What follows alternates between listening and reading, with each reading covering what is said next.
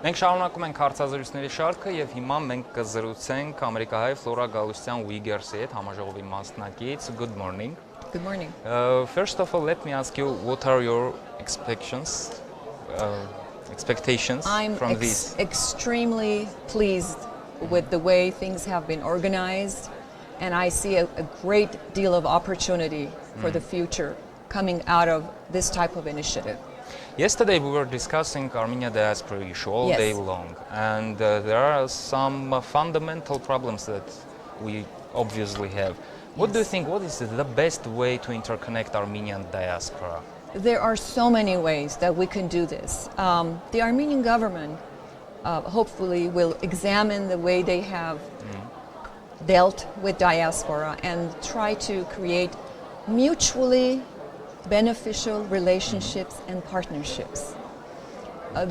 One of the things that I admire about the Future Armenia organization is focusing on the future and also the idea of bringing diverse Armenians from all over the world together to listen to each other, to teach each other, to get to know each other, and to do brainstorming.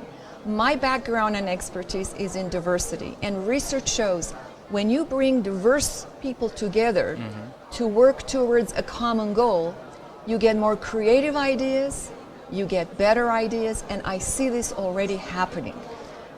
Sorry, this sounds very much American. We are here in Armenians, we cannot do something with diversity to make it advantage. So how can we make this diversity, diverse Armenians all around the world, be advantage, not disadvantage for us? Yes, I think of diversity as a strength.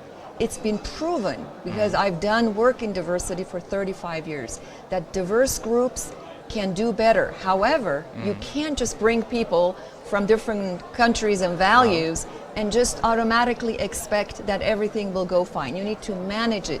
We have professional facilitators at each table that are managing the discussions. And if we kind of are not on the right track, they bring us back into focus. And I really think development is not just about utilization of our current resources. It's about mobilizing resources that are hidden, resources that are scattered, like Armenians are scattered, and resources that are underutilized. So, for example, we talk about brain drain, right? Sure. Let's talk about brain circulation, okay? We need digital platforms to connect professionals from around the world, to connect agencies that are doing different projects. There are Armenians who don't live in an appropriate cultural environment. For example, if you're an Armenian living in Glendale, there is no worry about you not connecting to your identity. There are Armenian schools, Armenian dance, Armenian singing. This is like the United States of Armenia, the small one. But unfortunately, some Armenians don't have that privilege. So if we have online programs, because most Armenians want to mentor, teach, help. So if we have online programs, they can maybe provide mentorship. Their children don't have access to Armenian language. If you have online cartoons that teach the language, online programs, it will be mutually beneficial. Also, institutions. We could have an institution to encourage, provide incentives for Armenians from the Middle East or everywhere who are not happy where they are to come to Armenia, but we need to work with the government to create incentives. Also, we need new financial tools. For example, we need to have a portal that offers a microfinancing. There are Armenians who can donate large amounts of money, but they can donate $50, $100, and that could create an opportunity for a young man in a village to start a business. To make a future. There's so much we can do. All we need to do is to make the decision, make the commitment to work together. And I am grateful for Future Armenia. This is the biggest private initiative. And for those who kind of have a hard time believing this is really happening, you know what I tell them? I say, look at their track record.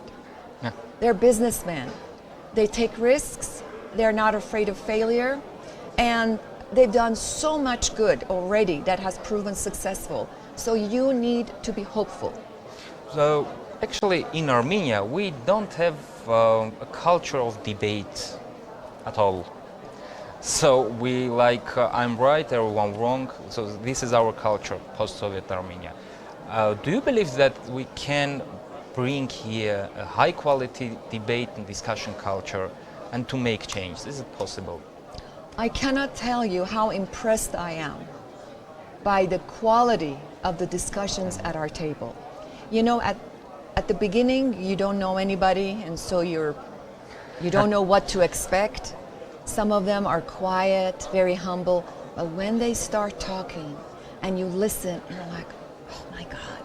You know, I had a privilege of interviewing 300 of Armenian youth as a member of our Armenian Education Foundation.